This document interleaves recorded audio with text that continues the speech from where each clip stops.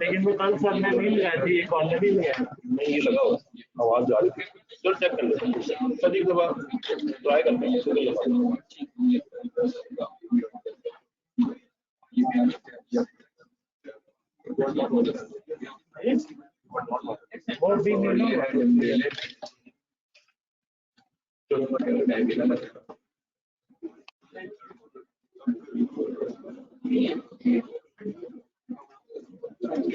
अभी आप उसको मुश्किल लगता है, ठीक है, देखते हैं आवाज करके जाते हैं। जी जनाब, अस्सलाम वालेकुम। ऑनलाइन के यूजर आवाज, स्क्रीन, कैमरा तीनों चीजें क्लियर है तो काइंडली फीडबैक दे दे।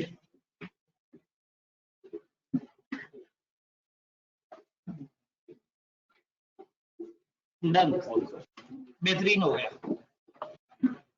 आहिस्ता आहिस्ता आवाम तो समझ आती जा रही है कि फिजिकल क्लास से बेहतर होती है ऑनलाइन क्लास। कुछ अरसे बाद उन्हें समझ आएगा कि ऑनलाइन लाइव से बेहतर होती है रिकॉर्डेड क्लास। और जब वो बहुत ज्यादा बड़े हो जाएंगे तो उन्हें समझ आएगा कि क्लास तो जरूरी है ही नहीं, पढ़ना तो आखिरी महीने में होता है। फिर आखिरी महीने में वो फेसबुक पे जाएंगे और सर्च करेंगे कि who is the best teacher for next session classes. वहां पे फिर उनको कुछ पेड लोग मिलेंगे जो कि ऑलरेडी तैयार बैठे होंगे। वो कहेंगे लो जी जो है ना, मतलब चंद असल बच्चे और ज्यादातर अजनबी बच्चे जो कि प्रिंस चार्ल्स के नाम से होंगे, वो अजीब अजीब से नाम से होंगे, तो वो आपको जो है वो फिर गाइड करेंगे। फिर आप कहेंगे मुझे असल हकीकत तो अब समझ आई, मैं खामखा क्लासेस में सर पटकता रहा, हालांकि क्लास में तो सर पटका ही नहीं। तो प्रॉब्लम यही है। सेशन के एंड पे अगर ये आधे बच्चे जो नहीं आ रहे, ये अगर कहें कि पता नहीं कैसे साथ साथ पढ़ना था, मेरा इतना सिलेबस रह कैसे गया, समझ नहीं आ रही, तो यही प्रॉब्लम है। ये जो इतना कम रिजल्ट आता है आईकैप में, उसके पीछे सबसे बड़ी वजह ये है कि लोग उसको बहुत नॉन सीरियस ले लेते हैं। तो ये चीज बड़ी जरूरी है, या तो वही पुराने जमाने की तरह बहुत ज्यादा सख्ती की जाए। कॉलेज को एक चीज हम हमेशा कहते हैं कि भाई अगर आप फिजिकल क्लास में एडमिशन दे रहे हो तो उन बच्चों को ऑनलाइन एक्सेस मत दो। कम से कम जिसको फिजिकल का है वो फिजिकल तो आए। जब ऑनलाइन एक्सेस मिल जाती है तो किसी भी दिन तबीयत खराब हो, नीयत खराब हो, या मौसम खराब हो, या दिल घबरा रहा हो, या घर में कोई बहुत ही गैर जरूरी काम हो, तो कॉलेज आते हुए बंदा जरा थोड़ा सा मतलब सोचता है कि कॉलेज जाना कितनी गैर जरूरी चीज है। और जब हम कहते हैं अच्छा यार सब छोड़ो, एडमिशन ही ऑनलाइन में लो, नहीं नहीं नहीं, ऑनलाइन में अंडरस्टैंडिंग वो थोड़ी होती है। वो जो क्लास में एडमिशन लेके घर बैठ के ऑनलाइन क्लास पढ़ने का मजा है।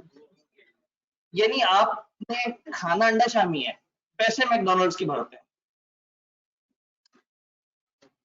तो ये बड़ा ज्यादती की बात है। अब देखिए, अगर आपका कोई दोस्त आपको मिले और वो इस पे बहुत खुश हो कि यार तुम तो पागल हो, तुम कॉलेज जाके टाइम वेस्ट करते हो, मैं अपना ट्रैवलिंग टाइम बचाता हूँ, घर बैठे बैठे क्लास लेता हूँ, तो उसे कहें ठीक है तुमने बड़ा अच्छा काम किया, फिर ऑनलाइन ही एडमिशन ले लेते। एक फिजिकल बच्चे की सीट क्यों मारी कि जिसको शुरू में कह दिया उन्होंने कि भाई दाखला बंद हो गया, फिजिकल में नहीं आ सकते, लाइव स्ट्रीमिंग में भी दाखला बंद हो गया। तो ये थोड़ा सा प्रॉब्लम है। अपनी नीड को रियलाइज करना बड़ा जरूरी है कि हमें चाहिए क्या असल में। सेशन के शुरू में ना, पिछला सेशन देने के बाद बंदे के जहन में एकदम से आता है कि अगली दफा वो गलतियां नहीं करूंगा जो पिछली दफा की है। उस वक्त इतने जोश में होता है कि कॉलेज में आके कहता है हाँ जी बताएं कितनी फीस है, ये पकड़े फीस, बस अब मैं फीस दे दी ना, अब मैं रेगुलर हो जाऊंगा। फीस खुद से दी हो ना, फिर रेगुलर हो। अगर आप लोगों को ये कहा जाए कि आप हमारे पास 10,000 रुपए जमा कराएं और हर दिन जब आप क्लास लें तो हमसे 200 रुपए वापस ले लें उस दिन का, फिर मैं देखता हूँ कोई कुर्सी खाली रह के दिखाए, जेब से लगे होंगे ना पैसे और जेब में वापस आ रहे होंगे तो एहसास होगा। अब अगेन ये बेसिकली मैं ऑनलाइन वालों से मुखातिब हूँ। ऑनलाइन में वो सारे भगोड़े जो कि हमारी इस वक्त फिजिकल क्लास छोड़ के ऑनलाइन में घुसे हुए हैं, और वो जो रात 2 बजे वाली क्लास देख रहे हैं ना, उनसे भी मुखातिब। तो वही बात है कि पहले फिजिकल को छोड़ के ऑनलाइन लाइव, फिर ऑनलाइन लाइव को छोड़ के उसी लेक्चर की रिकॉर्डिंग, फिर एक आध दिन बाद टीचर से 2 दिन पीछे रह जाते हैं, फिर पीछे ही रह जाते हैं। तो कोशिश करें कि इतना मुश्किल नहीं है सीरियस रहना। हम बहुत ज्यादा तो नहीं पढ़ते। आपको घर जाके, मैंने पहले दिन एक दावा किया था, 50 मिनट से ऊपर नहीं पढ़ना पड़ेगा। सिर्फ टेस्ट की तैयारी वाले दिन जाहिर है ज्यादा काम करना पड़ता है, अदरवाइज आपको घर जाके कभी भी ज्यादा नहीं पढ़ना होता। तो जो रेगुलर रह के पढ़ता है वो हमेशा कम पढ़ता है। तो फिर शायद बहुत सारे बच्चे कहते हैं अच्छा अगर इतना ही कम पढ़ना है चलो एंड पे 1 महीने में इकट्ठा ही पढ़ लेंगे सब। अगर ये एक दिन का 50 मिनट है तो 2 दिन के 100 मिनट नहीं होंगे, 2 दिन के 3.5 घंटे होंगे। एक खास लिमिट के बाद लॉ का पढ़ने का मिजाज भी नहीं रहता बंदे का, लॉ खुश्क है। तो इसलिए हम कोशिश करते हैं कि क्लास में भी थोड़ा बहुत फन टाइम रहे, हल्का हल्का सा करके पढ़े, आहिस्ता आहिस्ता आगे बढ़े। और वैसे भी बहुत बड़ा सिलेबस नहीं है। अगर आप नंबर ऑफ चैप्टर्स की वजह से परेशान हो रहे हैं तो अभी हम लोग आगे एक एक दिन में भी एक चैप्टर कर लेंगे। कुछ चैप्टर तो ऐसे हैं कि अब आप शुरू कर रहे हो और खत्म हो जाते हैं। हमने अभी पहले उन बेसिक चैप्टर्स को उठाया है जिसमें लॉजिक जरा ज्यादा है और एक एक लफ्ज में गहराई है और हम उसको इसी तरह से समझ समझ के चल रहे हैं। तो कोशिश करें कि जरा एक्टिवली क्लास लेते रहें। जो लोग नहीं आ रहे, जो लोग घर बैठ के लाइव देख रहे हैं या उसको बाद में रिकॉर्डिंग पे जा रहे हैं, कोशिश करें कम से कम, ईमान का कमजोर तरीन दर्जा ये हो कि लाइव तो अटेंड कर लें।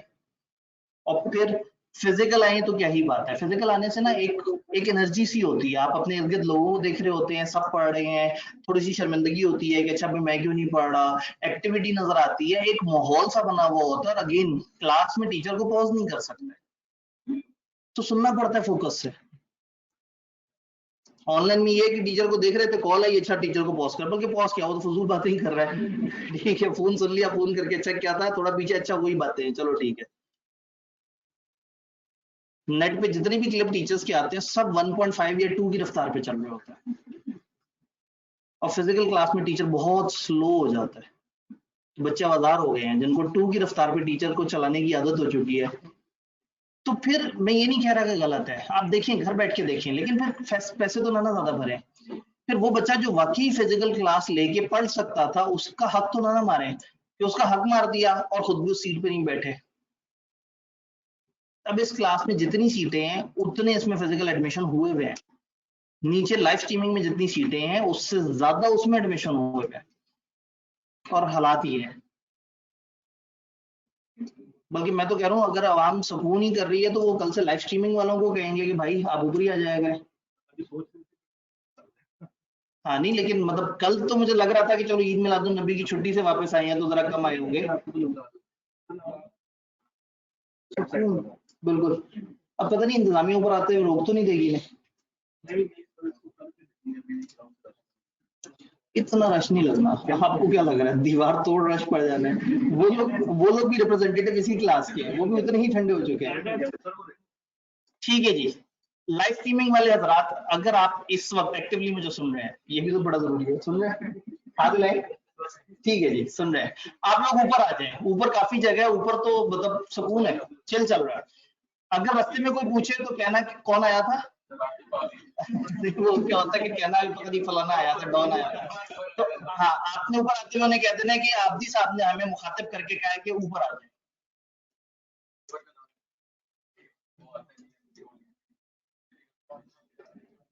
अच्छा जी, हमें मुखबिर होना शुरू हो गई है। अकबर भाई आप हमें लाइव सुन रहे हैं ना, फिजिकल क्लास के बच्चे। नहीं जी, हमने तंबीह कर दी।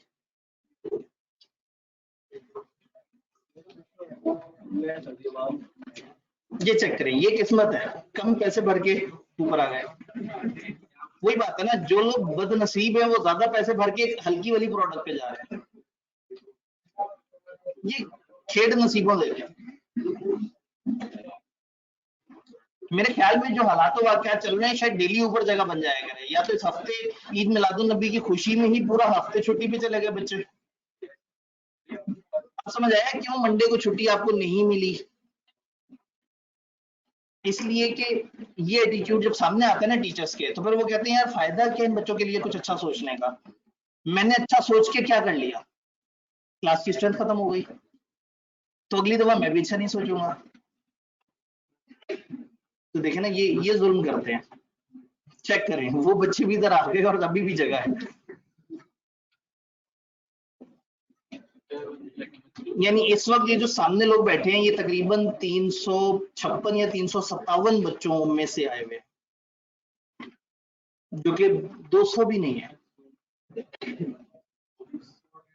नहीं 100 तो होंगे क्योंकि इस कमरे में 240 कुर्सी है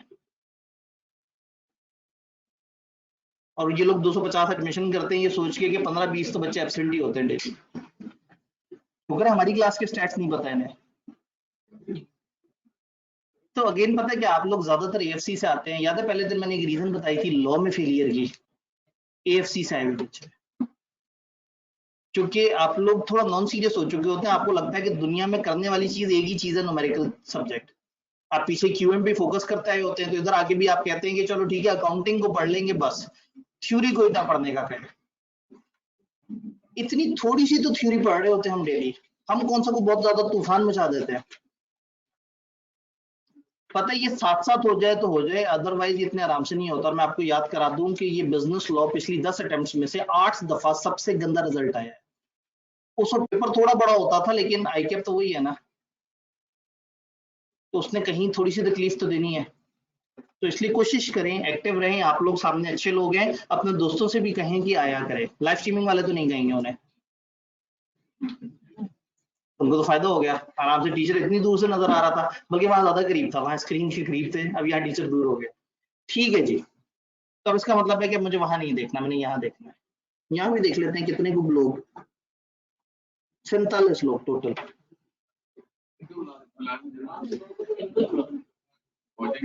ऑनलाइन में कितने थे इस क्लास में, कुछ आइडिया?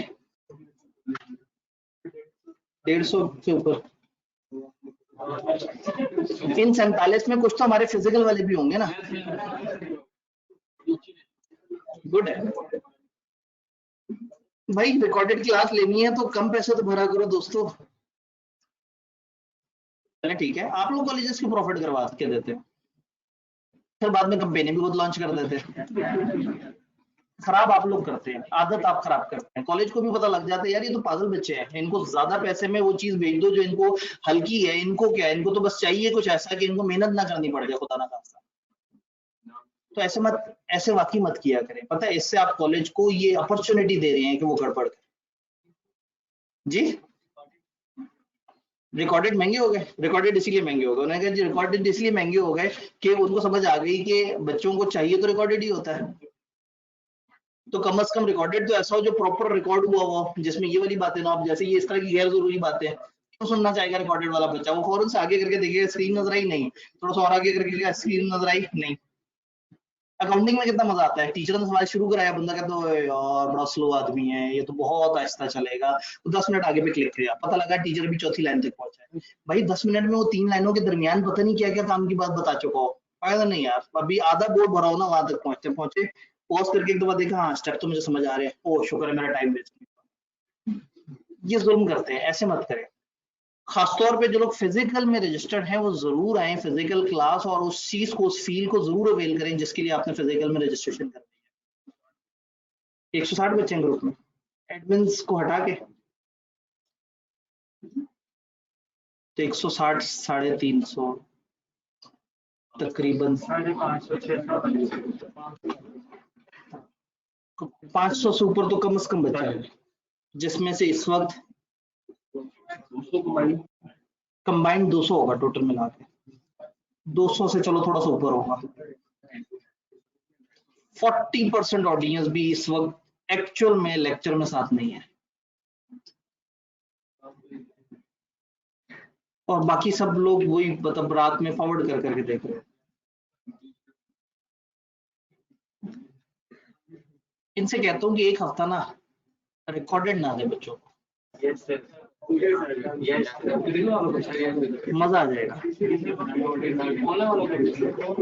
फिर बता बच्चे क्या कहेंगे, सर हमारे इलाके में नेट बड़ा हल्का आता है, सर गुर्बत बड़ी है, सर वो बिल्कुल हम दरख्त पे चढ़ते हैं तो मोबाइल के सिग्नल आते हैं, हम वहां बैठ के वो ऐसे ऐसे बहाने उनके सामने आने हैं ना, ऐसे ही है। बस असल में पता क्या, ये हमारी कमजोरी है, हमें यहाँ आके वाकई तरस आ जाता है कि बच्चे हर तरह के हैं। कुछ बच्चे वाकई, मुझे लास्ट टाइम एक बच्चे ने कहा था कि सर आप इतने बजे अपना लेक्चर खत्म कर सकते हैं 10 मिनट पहले। मैंने कहा क्यों? उसने कहा जी मैं अपने बाबा की दुकान पे जाता हूँ शहर, मतलब 40 मिनट का वहां पे ट्रेवल करके जाता था, और वहां पे उनकी दुकान क्लोज होने से पहले वहां उनके पास नेट लगा हुआ था, उधर बैठ के लेक्चर देखता था और फिर वापस आता था। तो कई बच्चे वाकई मेहनत कर रहे होते हैं, उनकी वजह से हमें फिर होता है कि नहीं आपके राइट्स ना खत्म हो, लेकिन उसकी वजह से जो मेहनत नहीं करने वाले बच्चे हैं वो बहुत ही ज्यादा चिल हो जाते हैं, फिर हमें टेंशन भी कोई नहीं होती, क्योंकि आइए अपने तो पास अच्छे बच्चों को ही करना है, तो हमें अच्छा ये लगता है कि अगली क्लासों में हमें अच्छे बच्चे मिल जाते हैं, यहाँ फिल्टर हो जाते हैं जो खराब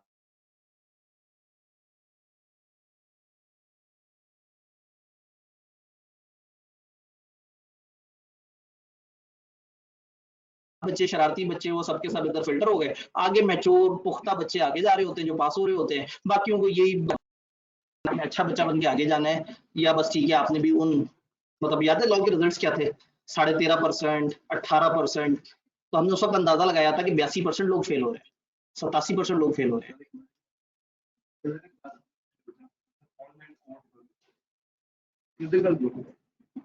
नाम का बच्चे का नहीं असल में ये एक नहीं है, बहुत है, ये अकबर तो नहीं थे। चलो ठीक है जी। जी आवाज क्लियर है? मुझे एक बच्चे ने कहा है आवाज अब क्लियर है।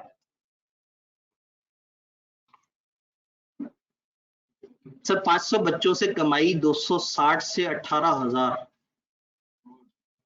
पता नहीं कोई अलग सी कैलकुलेशन दी है, तो वो कॉलेज ने कमाई की है ना, कॉलेज ये बड़ा मजे की बात है, कॉलेज फीस रखता है, कॉलेज कमाता है, बच्चे समझते हैं कि पता नहीं टीचर्स जो है वो क्लास में जितने बच्चे होंगे उनको मल्टीप्लाई किया जाता होगा किसी खास अमाउंट से, और वो टीचर को दी जाती होगी पहले बेसिक के तौर पे, फिर बाद में उसको एडिशनल अलाउंस बोनस और पता नहीं क्या क्या मिलता होगा।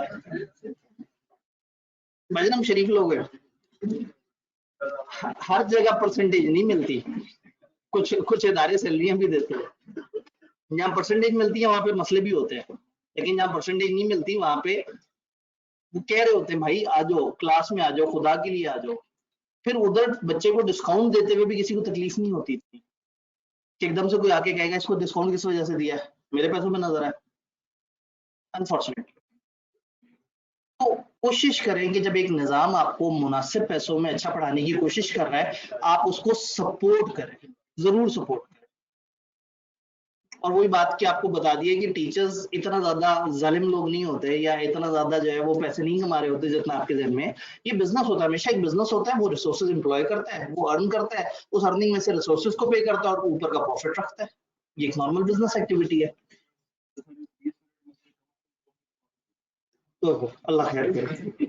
ठीक है जी, अब आगे कार्रवाई शुरू करें, क्योंकि आज मैं वाकई देख के ना शदीद मायूस हुआ आते हुए, मैंने कहा शायद थोड़ा सा नीचे कैंटीन में रुक गए हों, शायद एडवांस में नमाज पढ़ के आ रहे हो,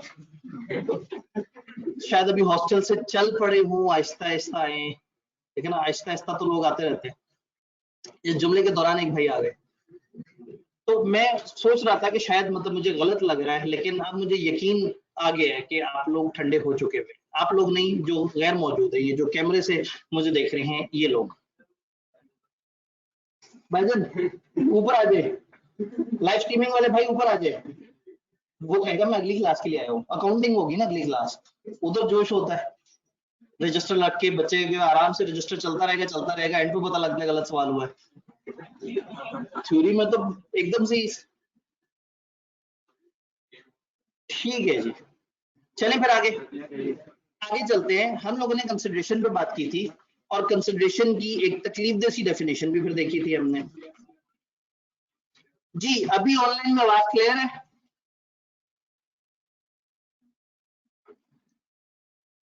यस डन।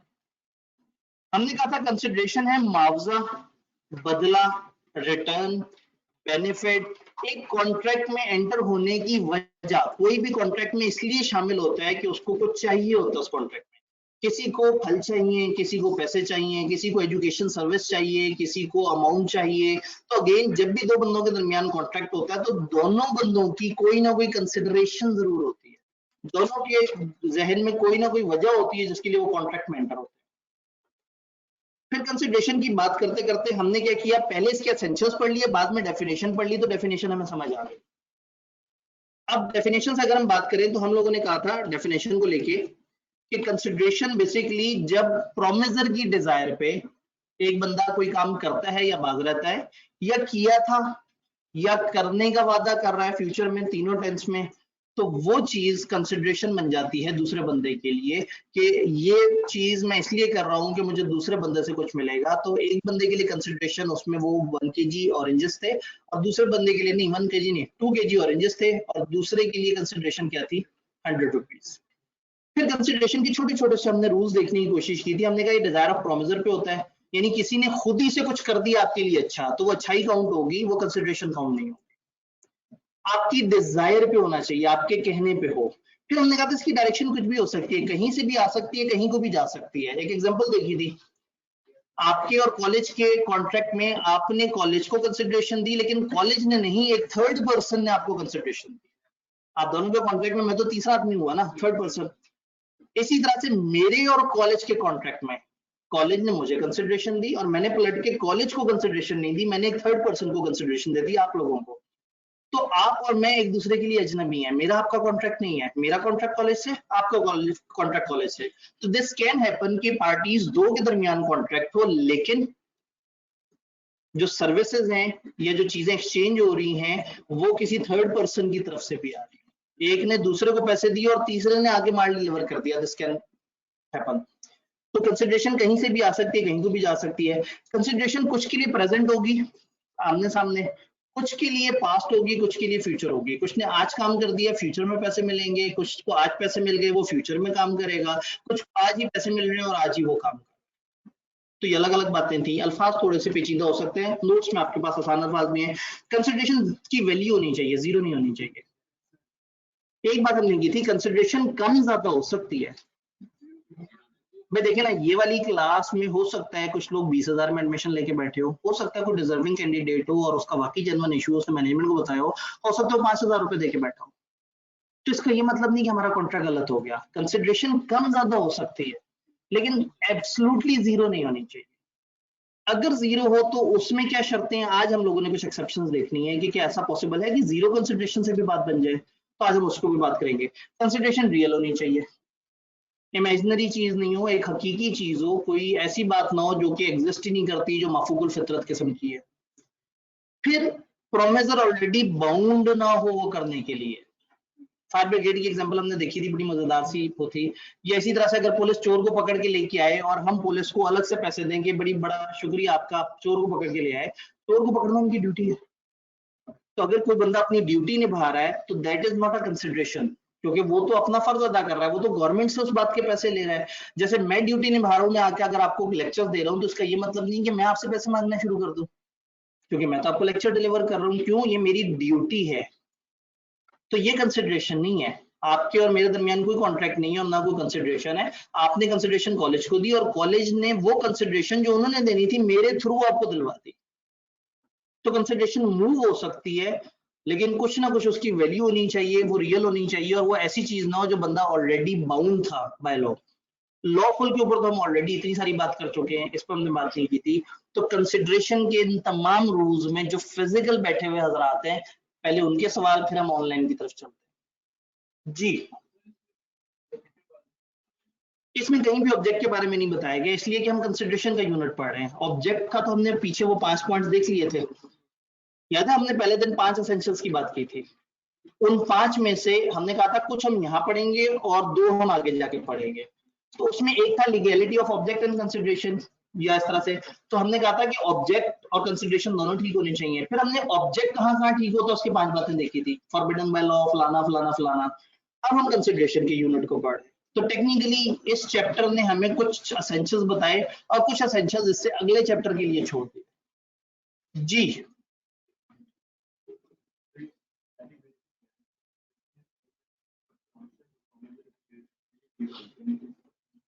ठीक है। सवाल ये पूछा गया कि अगर कंसिडरेशन इनएडिक्वेट है, कम है, गैर मुनासिब है, ज्यादा अच्छी नहीं है, बट फ्री कॉन्सेंट इन्वॉल्व है, याद हमने कहा था एक बंदे ने आजादी से, बगैर दबाव, बगैर टेंशन, भाई एक बंदे ने कनपट्टी पे गन रख के कहा 10 रुपए में मुझे 10,000 की चीज दे दो, तो कंसिडरेशन कम है लेकिन जहन आजाद नहीं था, बंद था, प्रेशर में था, वगैरह वगैरह। तो यहां हम बात कर रहे हैं कि अगर कंसिडरेशन कम हो और कंसेंट भी फ्री हो, उस पर कोई किसी ने किसी को पाबंद ना किया हो, डराया धमकाया ना हो, इमोशनल ना किया हो, तो इसका मतलब है कि कंसिडरेशन कम हो तो चल जाएगा, अगर कोई और इस तरह का फैक्टर खराब ना हो। क्लियर ये बात जी? सामने के फिजिकल हाजरीन कंसिडरेशन में सवाल जी, कॉन्ट्रैक्ट के बगैर कंसिडरेशन हो सकती है या नहीं हो सकती? इस टाइम पे हम पढ़ रहे हैं कॉन्ट्रैक्ट एक्ट, तो हम तो कॉन्ट्रैक्ट एक्ट के एसेंशियल्स में से एक एसेंशियल कंसिडरेशन को देख रहे हैं। कॉमन लाइफ में तो कंसिडरेशन का वर्ड अक्सर इस्तेमाल होता है, लेकिन इस वक्त हमने किस तनाजुर में पढ़ना है? कॉन्ट्रैक्ट के अंदर। सवाल को रिवर्स किया जा सकता है कि क्या कंसिडरेशन ना हो तो कॉन्ट्रैक्ट हो सकता है? सवाल ये पूछा गया है कि क्या ऐसा कॉन्ट्रैक्ट क्या कॉन्ट्रैक्ट हो सकता है कंसिडरेशन या इसके अलावा? तो कहने का मतलब है कि कंसिडरेशन लाजमी होती है, लेकिन आज हम कुछ एक्सेप्शंस पढ़ेंगे 4 के करीब, जिसमें कॉन्ट्रैक्ट बगैर कंसिडरेशन के भी चल जाता है जी। फिजिकल हाजरीन डन? ऑनलाइन वाले हजरात, सर एडिक्वेसी की लाइंस भी हैंडआउट से समझा दें। अभी एक भाई ने वही पूरा जुमला बोला था, फिर भी मैं एक दफा बता देता हूं ताकि कोई परेशानी ना हो। इफ कंसिडरेशन इज इनएडिक्वेट, अगर कंसिडरेशन गैर मुनासिब है, but consent of promisor is freely given, but जो कॉन्सेंट है वो आजाद थी, उस पर कोई जोर और जबरदस्ती दबाव नहीं था, देन इट इज वैलिड। तो अगर कंसिडरेशन कम है और कोई जोर जबरदस्ती इन्वॉल्व नहीं है, तो इसका मतलब एक बंदे ने अपनी खुशी से ये कंसिडरेशन मान ली है, तो ओके। दूसरा, however, कोर्ट में सस्पेक्ट, कोर्ट शक कर सकती है that consent was not free, consent free नहीं थी because consideration is inadequate। यानी कि अगर एक बंदा कहे कि जी मैंने दूसरे से 1,000 रुपए की मोटरसाइकिल ली है, तो शक तो फौरन से होगा कि यार ऐसे थोड़ी हो सकता है, 1,000 की कौन देता है मोटरसाइकिल? तुमने कहीं ना कहीं उन्हें डराया होगा, धोखा किया होगा, कंफ्यूज किया होगा, परेशान किया होगा। तो हम ये कहते हैं कि अगर कंसेंट फ्री है और कंसिडरेशन कम भी है तो चल जाएगा, लेकिन चांसेस ये हैं कि डाउट जरूर हो, अदालत के लिए बात मशहूर जरूर बन जाएगी कि ऐसा कैसे हो सकता है कि आप कम पे मान गए। तो ये कहना चाह रहे हैं ऑनलाइन में सर अगर कंसिडरेशन 0 हो और फ्री कंसेंट हो, तो फिर हमें देखना होगा कि एक्सेप्शंस हैं या नहीं है। अभी आज हम एक्सेप्शंस पढ़ रहे होंगे कौन कौन से केसेस में 0 कंसिडरेशन पे भी कॉन्ट्रैक्ट हो जाता है। सर कंसिडरेशन का सेकंड लास्ट पॉइंट, कंसिडरेशन की डेफिनेशन का सेकंड लास्ट पॉइंट, एसेंशियल्स का सेकंड लास्ट पॉइंट, जरा थोड़ा ड्यूटी वाला, ठीक है, जो हमारे पास यहाँ पे आ रहा है, something which promisor is not already bound to do. हम कहते हैं कंसिडरेशन का मतलब है कि एक बंदा दूसरे बंदे को कहे कि मुझे तुमसे ये चीज चाहिए, और वो बंदा इसको इस कॉन्ट्रैक्ट की वजह से वो चीज दे। ऐसा ना हो कि वो चीज प्रोवाइड करना उस बंदे का फर्ज था या ड्यूटी थी।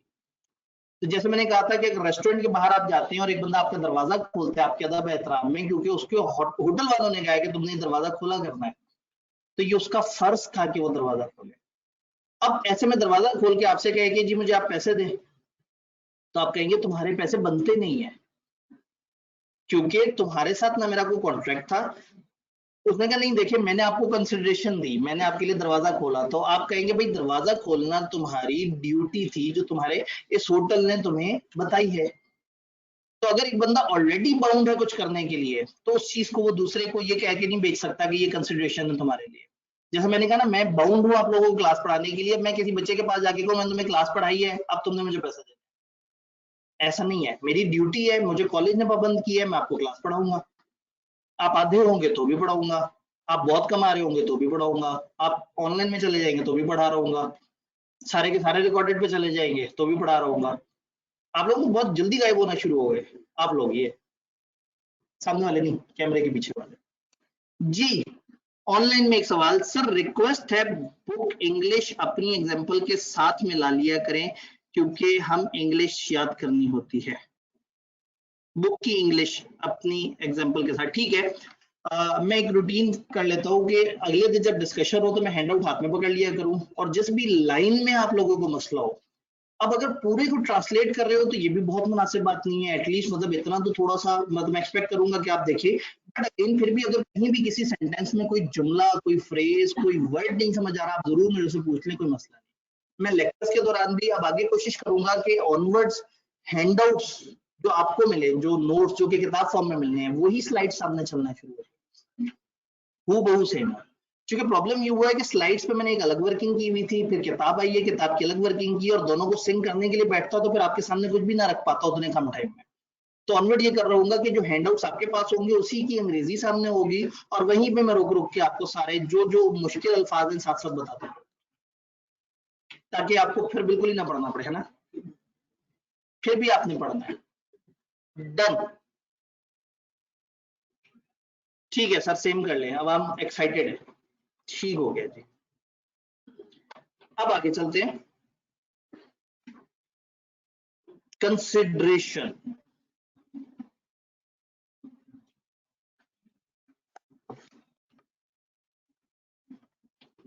रूल क्या है?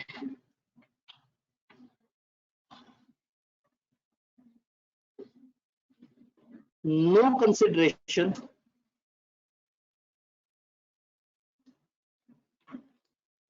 is equal to no contract। दोनों जो पार्टीज हैं, दोनों की तरफ से कोई ना कोई लाजमी कंसिडरेशन होनी चाहिए। ए ने बी को अगर ऑरेंजेस सप्लाई किए हैं तो बी ने ए को पैसे सप्लाई किए। पैसे कम भी हो सकते थे, खैर है, जीरो नहीं होने चाहिए। ऑरेंजेस कम भी हो सकते थे, जीरो ना हो। 100 रुपए के एक का ऑरेंजेस भी दे दिए, मैं कहूंगा अगर दोनों पार्टीज फ्री कॉन्सेंट से थी तो कोई मसला नहीं।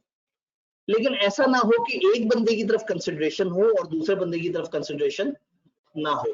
तो रूल ये है कि कंसिडरेशन दोनों तरफ से होनी चाहिए। अगर किसी एक पार्टी की तरफ भी कंसिडरेशन नहीं है तो मैं कहूंगा सॉरी भाई, आपके दरमियान जो है उसे कॉन्ट्रैक्ट नहीं कह सकते। वो एक अच्छाई है, वो एक दोस्ती है जो एक बंदा दूसरे के साथ कर रहा है।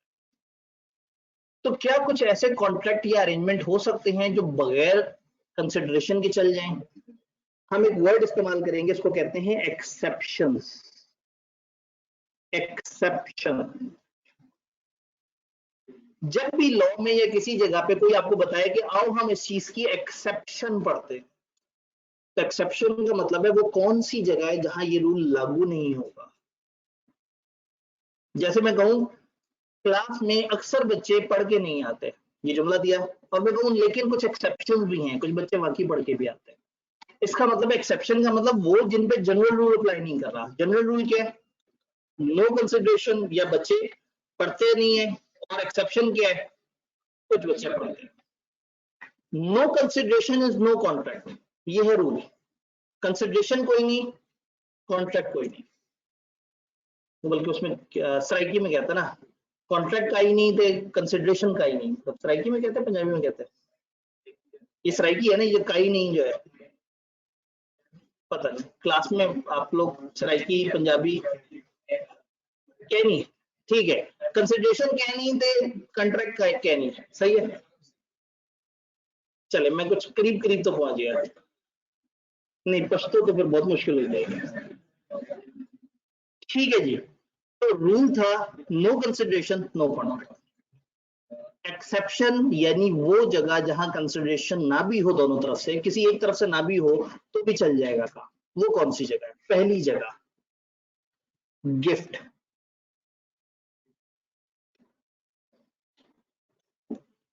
डिलीवर्ड या एक्सेप्टेड। अगर एक बंदे ने दूसरे को गिफ्ट दिया, दूसरे ने बसद शुक्र एहतराम कबूल किया, और महीने बाद ये भाई साहब अदालत पहुंच गए जिसने गिफ्ट दिया, और उसने कहा जी मुझे मेरी चीज वापस दिलवाई जाए। क्यों वापस दिलवाई जाए? उसने कहा जी मेरा जो उसके साथ अरेंजमेंट था, कंसिडरेशन तो थी ही कोई नहीं, मैंने उसे गिफ्ट दिया, उसने तो बदले में मुझे कुछ नहीं दिया।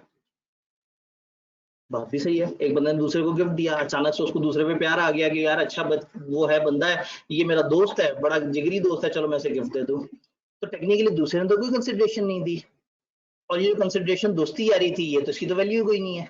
आपको पता है दोस्ती की क्या वैल्यू है? आज के दौर में तो कोई भी नहीं है, अनलेस कि वो फेसबुक पे आपकी पोस्टों को ना लाइक करे। तो गिफ्ट डिलीवर हो जाए या एक्सेप्ट हो जाए, तो ये कहलाएगा एक ऐसा अरेंजमेंट जिसमें एक पार्टी की तरफ से कंसिडरेशन थी और दूसरी तरफ से नहीं थी, लेकिन जब डिलीवर या एक्सेप्ट हो गया तो ये ओके है। मैं कहना क्या चाह रहा हूं, एक बंदे ने दूसरे को प्यार में कहा, यार तू मेरा बड़ा अच्छा दोस्त है, मेरा दिल करता है मैं तुझे घड़ी गिफ्ट कर दूं। अगले दिन भूल गया, अब तीसरे दिन वो अदालत में ले गया कि जी इसको पाबंद करें, इसने गिफ्ट देने का वादा किया है। तो आप कहेंगे ये कौन सा वादा है जिसमें एक तरफ कंसिडरेशन और एक तरफ कंसिडरेशन? तो गिफ्ट देने का वादा की मैं बात नहीं कर रहा यहां। अगर गिफ्ट दे दिया जाए, दूसरा उसको कबूल कर ले, तो फिर ये एक ऐसा अरेंजमेंट है जो कि एक बंदे की कंसिडरेशन थी और एक की नहीं थी, चल जाएगा। तो गिफ्ट देने का वादा जेन्युइन कॉन्ट्रैक्ट नहीं बनेगा, लेकिन गिफ्ट दे दिया गया और दूसरे ने एक्सेप्ट कर लिया, तो अब आप वापस ये कह के नहीं मान सकते कि भाई कंसिडरेशन कोई नहीं थी। तो पहली एक्सेप्शन क्या है? Gift delivered gift, accepted gift. Gift देने का वादा नहीं, गिफ्ट दे दिया गया हो तो फिर हम कहेंगे एक बंदे ने कंसिडरेशन थी एक बंदे की, एक बंदे की नहीं थी, लेकिन चूंकि गिफ्ट दे दिया तो दी हुई चीज अब वापस लेना मुनासिब नहीं। क्लियर? हाँ, अब अगर उसकी तरफ से एक्सेप्ट नहीं हुआ, आप दरवाजे पे रखे उसके, और उसने कहा मैं तुम्हारी शक्ल भी नहीं देखना चाहता और तुम्हारे गिफ्ट की शक्ल भी नहीं देखना चाहता, दोस्त बहुत जोर से नाराज हो गया, तो 3 दिन बाद आप वो गिफ्ट वहां से उठा के ले गए। हमने कहा ठीक है भाड़ में जाओ। सिंपल है, मतलब आप इतनी मोहब्बत दे रहे हैं उसे और वो नहीं सुन रहा, तो 3 दिन तक आपने मोहब्बत जो है वो अपनी जारी रखी। अब वो अगर ऐसे कर रहा है तो आपको भी बेहतर है और दोस्त, आप किसी और दोस्त को गिफ्ट दे देंगे जाके। तो कहने का मतलब है कि अगर उसने एक्सेप्ट नहीं किया, आपने देने का वादा किया या उसके लिए अवेलेबल किया, तो ऐसे में वो फिर कंप्लीट नहीं हुआ। इसके लिए हम एक और वर्ड भी इस्तेमाल करते हैं, कंप्लीटेड गिफ्ट्स।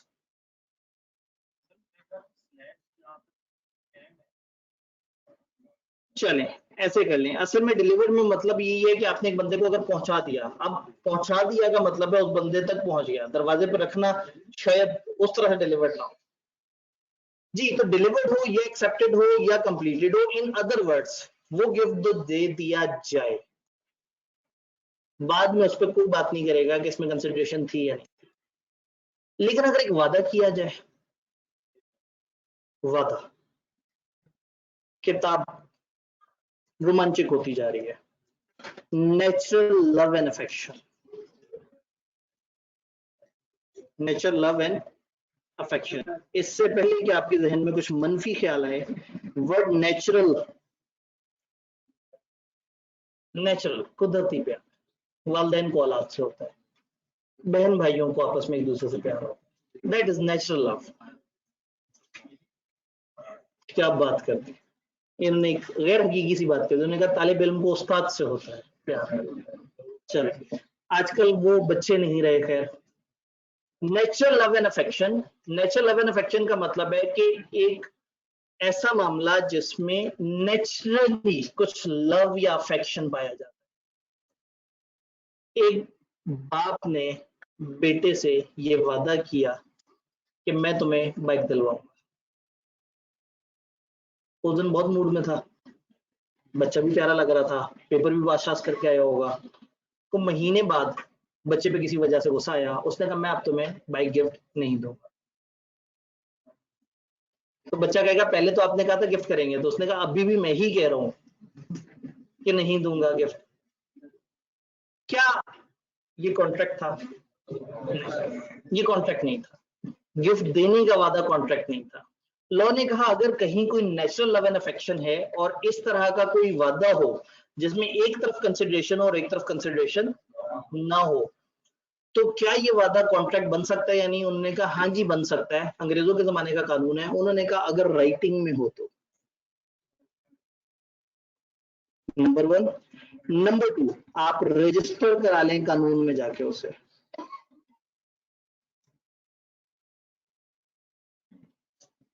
तो अगर अब्बा जी एक बच्चे से कहें कि पुत्र मैं तेनू बाइक गिफ्ट करनी है, तो अब्बा जी लिख के दे और वो लिखवा के उसे जाके कानून में रजिस्टर करवा ले, स्टाम्प पेपर वगैरह पे गवर्नमेंट के पास इंदराज करा दे कि जी मेरा प्यो जो है ना वो वादा करके भूल जाता है।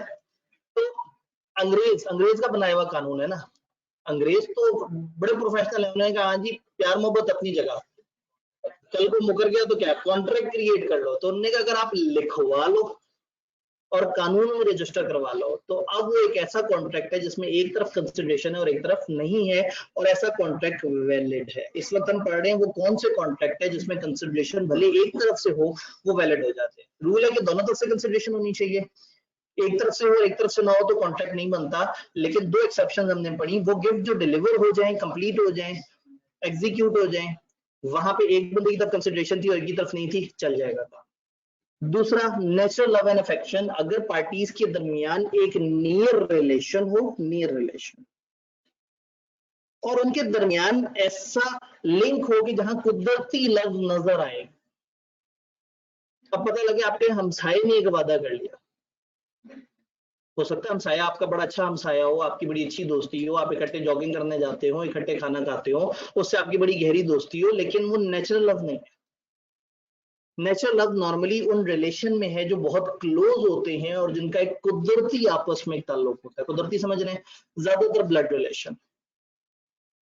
तो जिन रिश्तों में नेचुरल लव एंड अफेक्शन है, वहां अगर गिफ्ट देने का वादा किया जाए और उस वादे को लिखवा लिया जाए और रजिस्टर करवा दिया जाए कानून में, तो फिर वो वन साइडेड कंसिडरेशन वाला कॉन्ट्रैक्ट बन सकता है। बात समझ आई?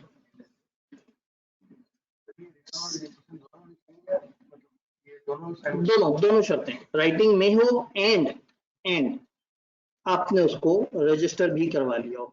सर इस तरह तो जो इमरान खान वादा करता है महंगाई कम करूंगा, उसने रिटर्न में मंशूर पता नहीं क्या कर दिया हो, मैं समझ नहीं सका। ठीक है, यानी वो कह रहे हैं कि अगर वो वादा करता हो और रिटर्न में मंशूर ना दिया हो या रिटर्न में ना दिया हो तो फिर उसको क्यों पकड़े हम? तो क्या इमरान खान को हम कॉन्ट्रैक्ट एक्ट की वजह से पकड़ते हैं? क्या जिन्होंने कॉन्ट्रैक्ट एक्ट नहीं पढ़ा उनका कोई हक नहीं है कि वो अपने मुल्क के वजीर आजम से एक्सपेक्ट करे कि जब उसने इतने खूबसूरत ख्वाब दिखाए थे, जब 66 का पेट्रोल महंगा होता था क्योंकि 54 का होना चाहिए था, तो 138, और लेकिन अवाम में शऊर बहुत आ गया। अब जैसे ही पेट्रोल महंगा होता है, इससे पहले कि इमरान खान की तरफ से कोई बयान आए, लोग खुद ही गूगल पर सर्च करना शुरू कर देते हैं, हाँ महंगा हो गया, लग रहा है महंगा हुआ, हाँ इंटरनेशनली भी महंगा हो गया, फिर फेसबुक पे पोस्ट डाल देते हैं।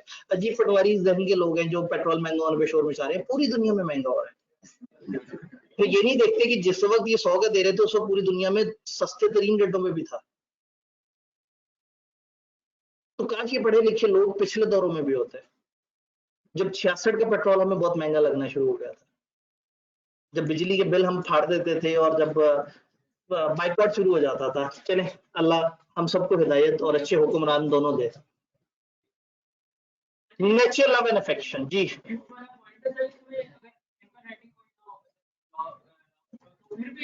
जी गिफ्ट में राइटिंग ना भी हो, अगर आपने गिफ्ट दे दिया दूसरे ने एक्सेप्ट कर लिया, बस अगेन फिर अदालत में जाके ये बहस है साबित करना कि ये गिफ्ट था या वो खो के गया था। हो सकता है अदालत में आप जाके कि मैंने से गिफ्ट कोई नहीं दिया था, ये मेरे से छीन के भागा है, तो फिर वो अदालत का एक मसला चल पड़ेगा कि वहां साबित कैसे किया जाए। लेकिन गिफ्ट में कोई रिटन एग्रीमेंट वगैरह की कोई जरूरत नहीं है। हाँ गिफ्ट देने का वादा जरा अच्छी चीज है, तो नेचुरल लव एंड अफेक्शन के दरमियान अगर गिफ्ट देने का वादा हो तो वो राइटिंग एंड रजिस्टर्ड हो, तो फिर वो एक एक्चुअल कॉन्ट्रैक्ट की शक्ल इख्तियार करता है। एक एक लाइन में से सिनेरियो बनता है यार, तो हम बहुत तोड़ तोड़ के समझ के कर रहे हैं सर जी।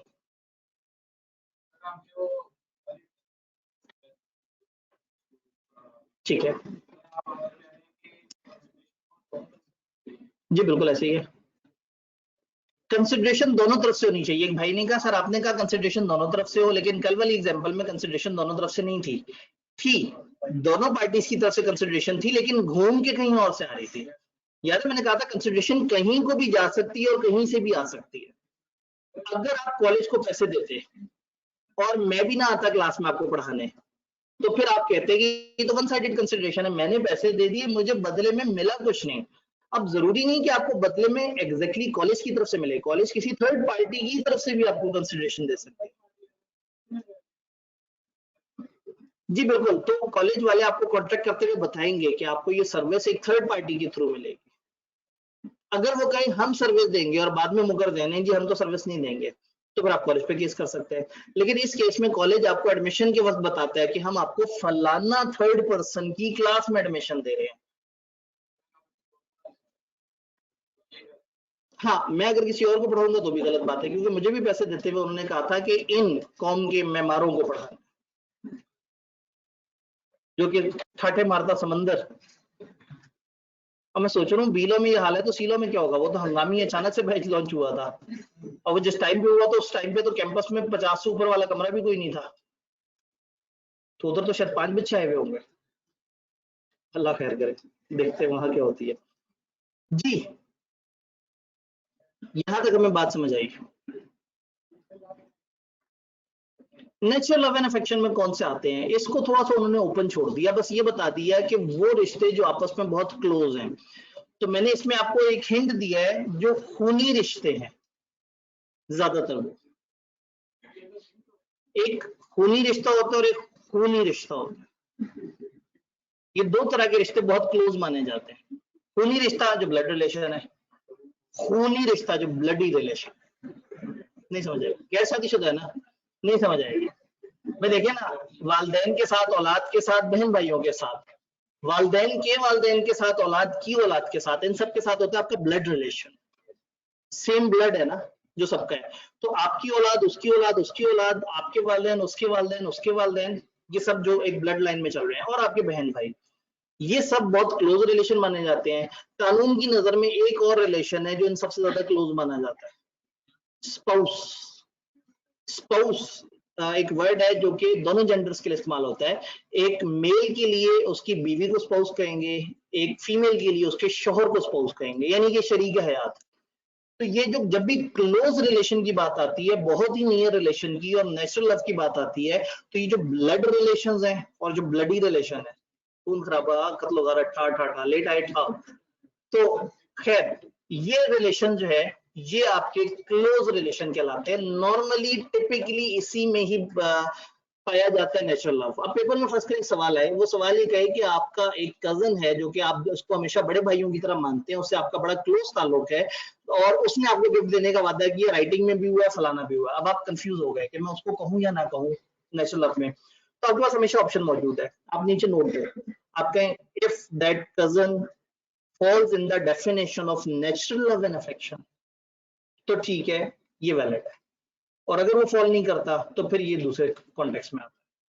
तो वो रिलेशन जहां पे एक नेचुरल लव एंड अफेक्शन में एक वादा किया जाता है और वो वादा जरा स्ट्रांग होता है। आपका कोई दोस्त आपसे वादा करे मैं ये चीज आपको डिलीवर करूंगा, और आप उससे राइटिंग में ले लें या इस तरह से कर लें, और उसके बाद वो डिलीवर ना करे, तो वो हक बजाने पे, क्योंकि वो कहेगा कि कंसिडरेशन आपकी तरफ से क्या थी, कुछ भी नहीं। लेकिन अगर नेचुरल लव एंड अफेक्शन है तो उसमें कंसिडरेशन है, नेचुरल लव, वो प्यार मोहब्बत जिसकी वजह से वो आपको गिफ्ट दे रहे हैं। क्लियर?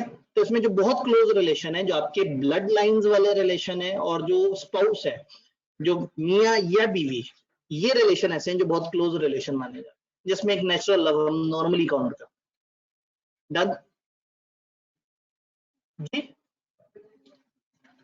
अब अगेन ब्लड एक डायरेक्ट रिलेशन है, एक थोड़ा सा इनडायरेक्ट हो जाता है।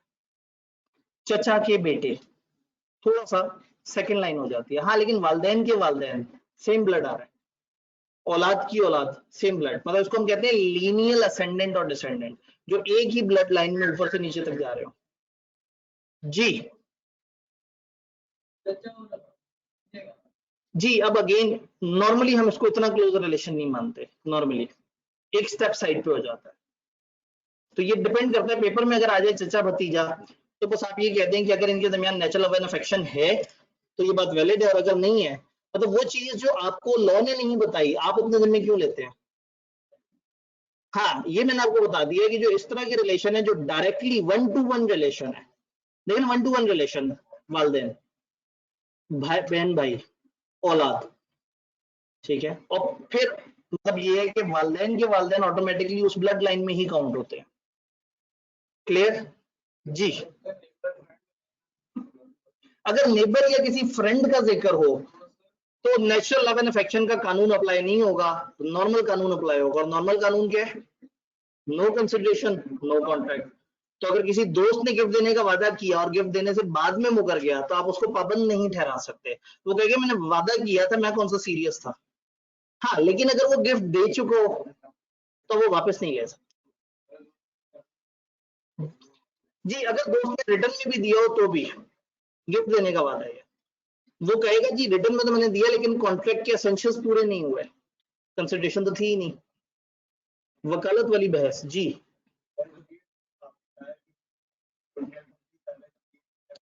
ठीक है,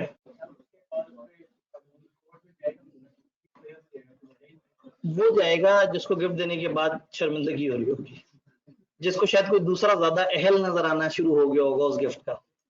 तो कहने का मतलब है गिफ्ट देने के बाद अगर अगला बंदा मुकर जाए और आके ये क्लेम कर दे कि कंसिडरेशन नहीं थी दोनों तरफ से, तो इस चीज को हम खारिज कर देंगे, इस चीज को हम इग्नोर कर देंगे। हम कहेंगे नहीं भाई, गिफ्ट दे दिया, उसने एक्सेप्ट कर लिया, हाँ जी, बस फिर कहानी खत्म। किसी के जज्बात तो नहीं ना तोड़ सकते बाद में।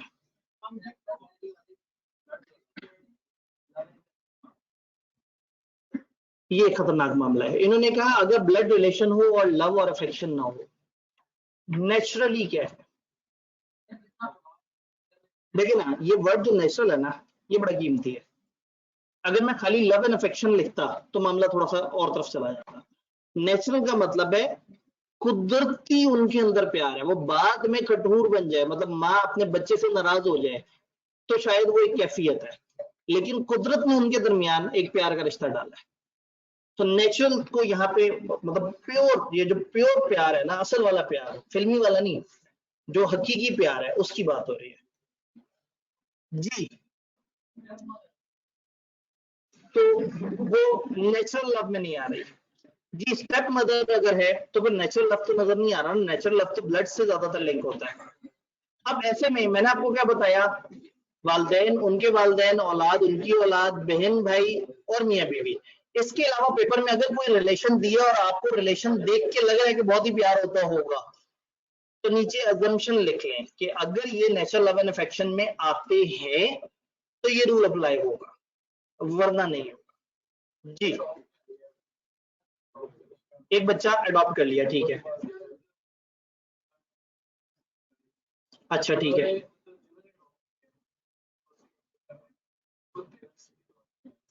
नहीं आप जितनी लंबी भी कार्रवाई घुमा लें, खून का रिश्ता तो नहीं बना सकेंगे ना। हो सकता है आप कहें उसको थोड़ा सा उसका खून निकाल के इनका खून इंजेक्ट कर दिया, इनका खून निकाल के, जब एक बच्चा हुआ ही अडॉप्ट है, कानून और नेचुरल, इसीलिए उन्होंने नेचुरल का वर्ड इस्तेमाल किया। अगेन वही बात है कि आप लोग अगर नेचुरल ही नहीं समझ पा रहे तो इसका मतलब है कि फिर सही है, आप सही ख्वार हो रहे हैं, जिस लव को आप लव समझना शुरू हो गए हैं। नेचुरल बड़ा पाकीज़ा होता है और ये रिश्तों की पाकीज़गी है, रिश्तों का आपस में तकद्दुस है जिसमें वो उनके दरमियान ये रिलेशन होता है, और ये नॉर्मली ब्लड लाइन की वजह से होता है, नॉर्मली, इसलिए वर्ड नेचुरल है। तो अगर आपको पेपर में कुछ सिनेरियो नजर आए और आपको लगे कि ये नेचुरल नहीं है तो आप कह दीजिएगा यहाँ ये रूल अप्लाई नहीं करेगा। और अगर आप डाउट में हो तो फिर क्या करना है, नोट दे देना है कि इट इज अज्यूम कि इसमें नेचुरल लव नहीं है, या कह दें अगर नेचुरल लव हुआ तो कॉन्ट्रैक्ट वैलिड है और ना हुआ तो कॉन्ट्रैक्ट वैलिड नहीं। देखिए, लॉ ने हमें जितना बताया हम उतना चलेंगे। मैं कोशिश करता हूँ थोड़ा सा उससे ऊपर जाके जरा इर्द गिर्द इतना आपको बता दिया जाए कि पेपर में सिनेरियो तो आप परेशान ना हो। आप उस इर्द गिर्द में से 7 वाली बस पकड़ते हैं, एक दूसरे शहर पहुंच जाते हैं, उस शहर में एक तीसरी गली में जाके वहां से एक सवाल लेके आते हैं। पहले ये शहर को तो समझ लें जिस शहर में हम चल रहे हैं, ऐसा ना हो कि शहर को छोड़ के हम अतराफ ही घूमते रहे जी। जनाब, गिफ्ट एक्सेप्टेड और डिलीवर्ड और नेचुरल लव एंड अफेक्शन, काश यहाँ लव का लफ्ज नहीं लिखा होता, आप लोगों के सवाल ही नहीं खत्म हो रहे जी। क्या था सवाल? ठीक है जी, अगर हम किसी को गिफ्ट दें और बाद में हमारी उससे लड़ाई हो जाए तो क्या हम उस पर लीगल केस कर सकते हैं? चला गया यही तो समझाने की कोशिश कर रहे हैं कि अब आप भले कहते हैं कि नहीं जी ये वन साइडेड था, वो कहेंगे गिफ्ट दे दिया, उसने एक्सेप्ट कर लिया, जॉब तोड़ जाओ। मेरे ख्याल में अब खामखा मजीद आप आगे चलते रहेंगे। एक आखिरी सवाल लेते हैं, अगर राइटिंग के दौरान वो बंदा ड्रंक हो फिर क्या होगा? देखिए हम इस वक्त पढ़ रहे हैं एक एसेंशियल, कॉन्ट्रैक्ट टेक के सारे एसेंशियल्स पूरे होंगे तो कॉन्ट्रैक्ट बनेगा ना। लेकिन प्रॉब्लम ये है कि हम इस वक्त कंसिडरेशन की गहराई में उतरे हुए हैं, तो हम सारी बातें उसकी कर रहे हैं ये अज्यूम करते हुए कि बाकी चीजें सही होंगी, कॉन्सेंट भी होगी, कंपिटेंट होंगी पार्टीज वगैरह। वरना तो भाई बाप एक छोटे बच्चे से अगर कॉन्ट्रैक्ट कर रहा है तो बच्चा तो वैसे ही माइनर है। लेकिन याद है बच्चा अपने हक के लिए केस कर सकता है, वालिद बच्चे पे केस नहीं कर सकता। बच्चा अगर वालिद को गिफ्ट दे दे वापस ले सकता है, वालिद गिफ्ट दे दे वो नहीं ले सकता। बच्चा तो बच्चा है। कहानी को एक स्टेप आगे बढ़ाते हैं। दूसरा मामला, promise to compensate past voluntary service.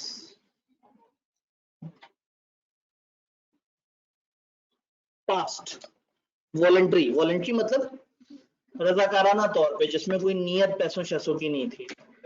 आपके एक दोस्त ने आपकी मदद की, आज फर्ज करें आप हॉस्टल में मौजूद हैं, आपका एक दोस्त आपकी बहुत मदद करता है खर्चे के मामले में, वहां रहने के मामले में, हर तरह से आपको सपोर्ट करता है।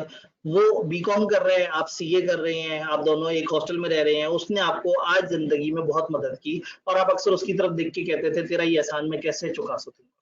वो कहता था कोई बात नहीं, मुझे कोई जरूरत नहीं, बस तू पढ़ लिख जा, मेरे लिए यही बहुत है। 25 साल बाद जब आपका सीए कंप्लीट हुआ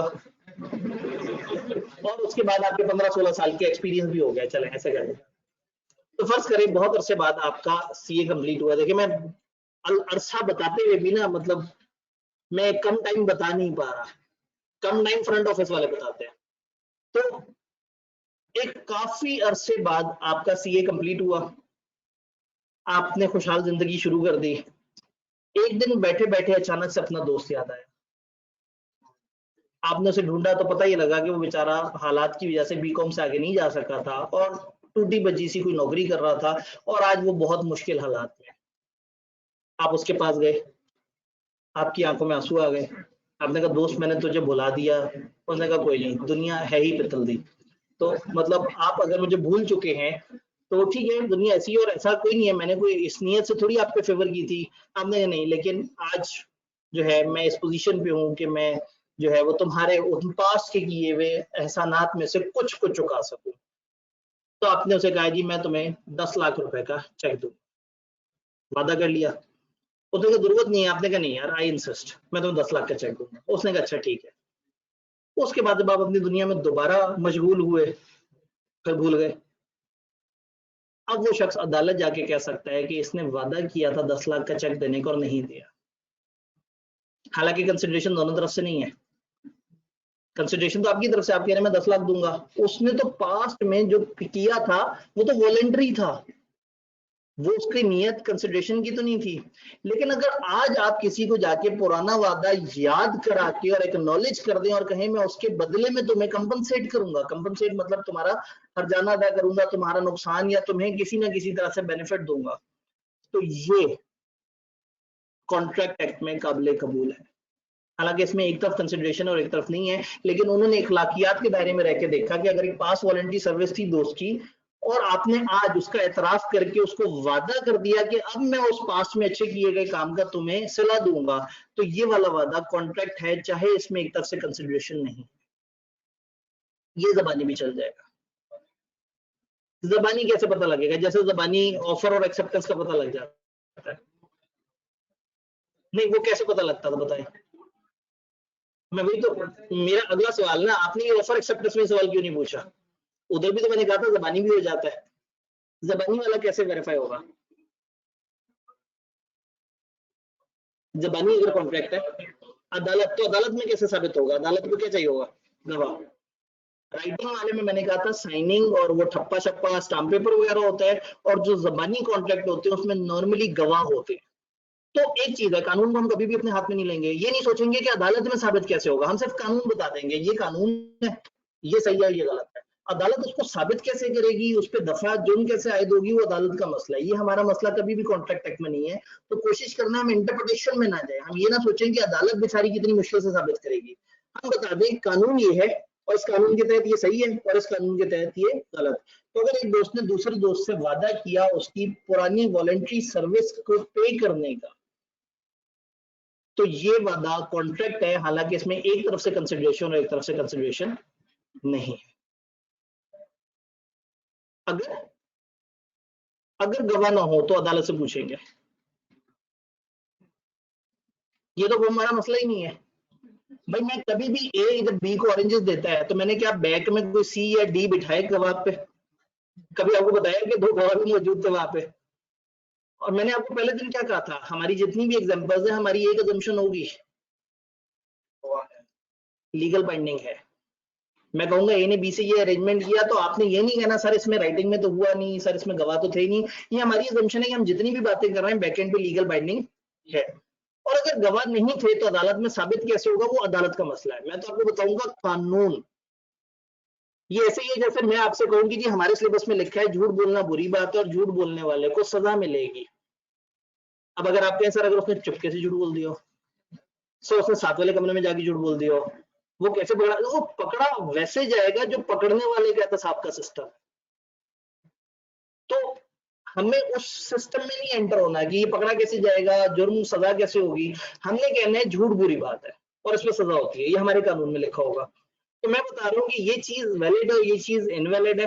अब ये पकड़ी कैसे जाएगी, हिसाब किताब कैसे होगा, किसको जुर्माना होगा, क्या मसला होगा, वो अदालत के मामला। तो हम कॉन्ट्रैक्ट एक्ट पढ़ रहे हैं, हम इंटरप्रिटेशन नहीं पढ़ रहे, हम एलएलबी नहीं कर रहे। ये बात हमेशा ध्यान में रखनी है। सिर्फ जरा करते हुए, सिर्फ कानून को डिफेंड करते हुए वकालत वाला जहन बनाए, लेकिन ये मत सोचें कि मैं इसको 6 साल की सजा दिलवाऊं या 3 साल की सजा, वो हमारे स्कोप से बाहर हो जाता है। तो कोशिश करना अपने आप को ब्रेक लगा दें। अदालत के अंदर, अदालत के दरवाजे के अंदर क्या हो रहा है उसको हम कुछ नहीं कर सकते, हम खोल के भी नहीं देखेंगे तो हिना अदालत हो जाती है। बस हम कहेंगे ये मामला अदालत के जिम्मे। रीजनेबल टाइम कितना होता है, जितना अदालत समझे। सर अगर अदालत को समझ ना आ रहा हो रीजनेबल टाइम कितना है, तो हम कहेंगे वो अदालत का मसला है, खबरदार जजों के बारे में कुछ नहीं बोलना, उनको समझ आ जाना है, वो अच्छे लोग हैं। तो अदालत से छेड़छाड़ नहीं करनी जी।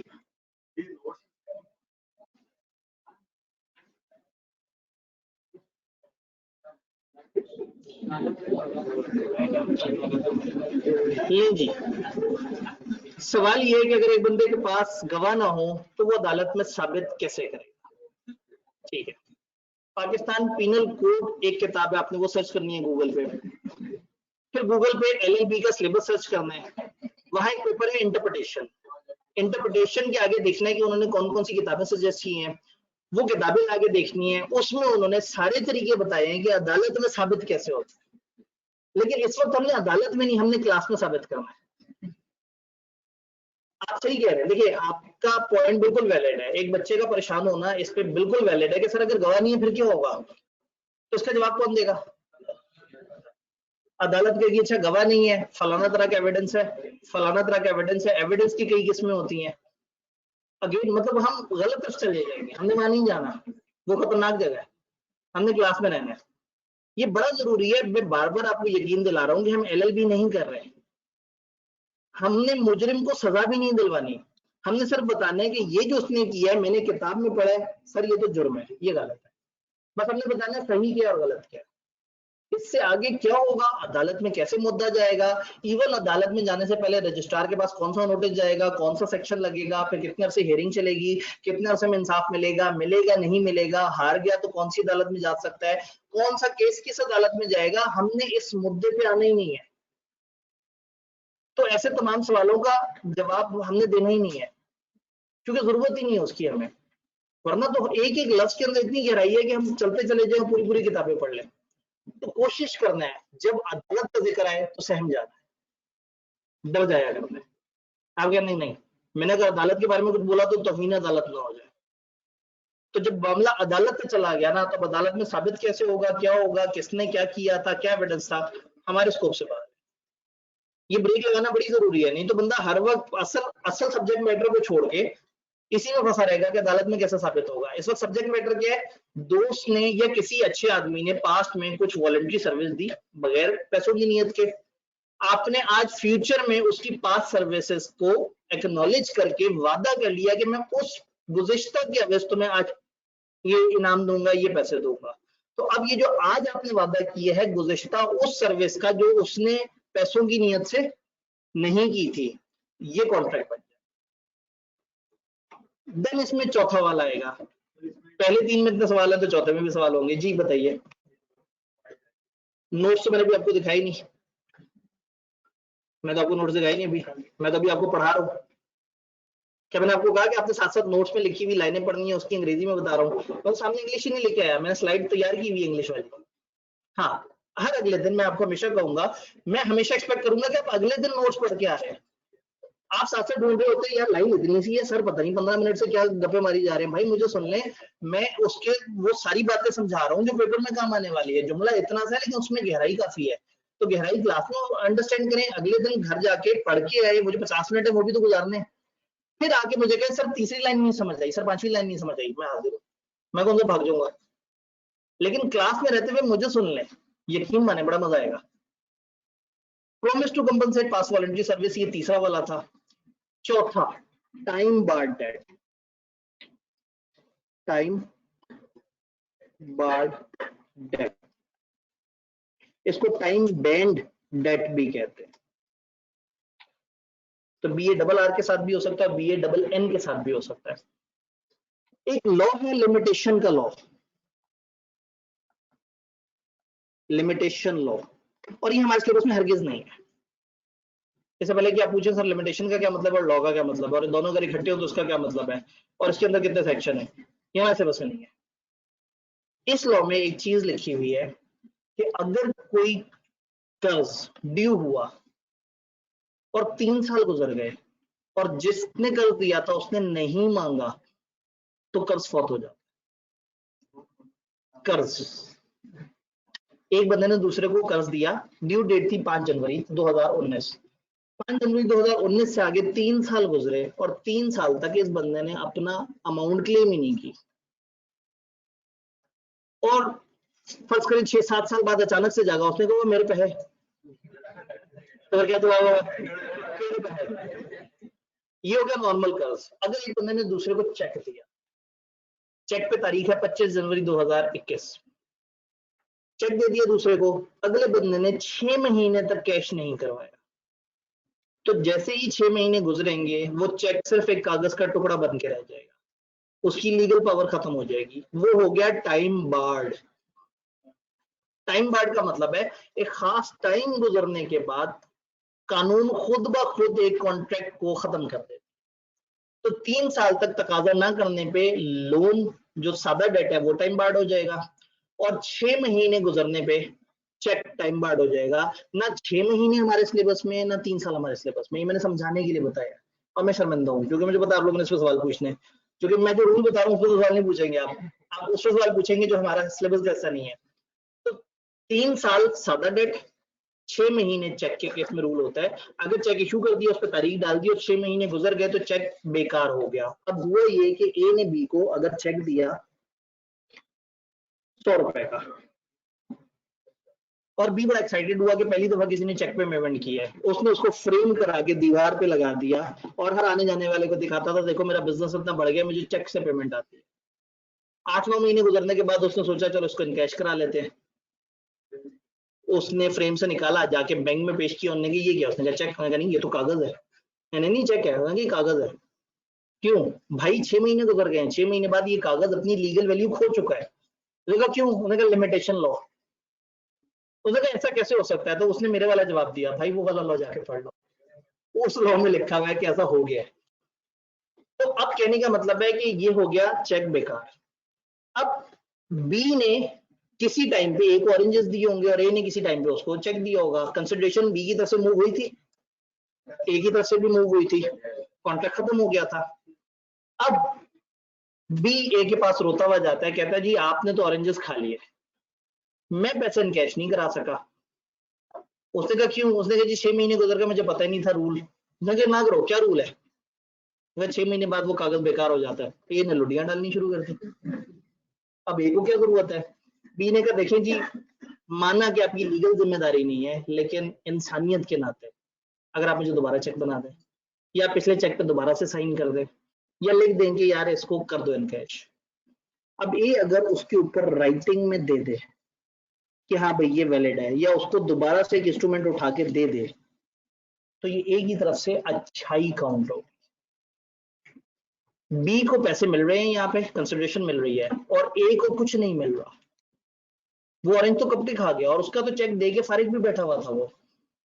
तो इस टाइम पे ये माना जाएगा कि ए की तरफ से कंसिडरेशन गई है बी को, और बी की तरफ से ए को कंसिडरेशन नहीं गई। बट फिर भी ये कॉन्ट्रैक्ट वैलिड है अगर एक टाइम बाद डेट हो, और जो ओरिजिनल डेटर है, ओरिजिनल पर्सन जिसने पैसे देने थे, वो उसको दोबारा से बना दे, राइटिंग में कर दे, और वादा कर ले कि मैं तुम्हें दे दूंगा, तो वो दोबारा से जिंदा हो। ये है वन साइडेड, बट लॉ ने अलाउ किया। एक दफा तेजी से अंग्रेजी दिखा देता हूँ इसकी, आप घर जाके भी पढ़ेंगे तो थोड़ा सा वहां की वर्डिंग हल्की सी फर्क हो सकती है, ताकि आप लोगों को ज्यादा परेशानी ना।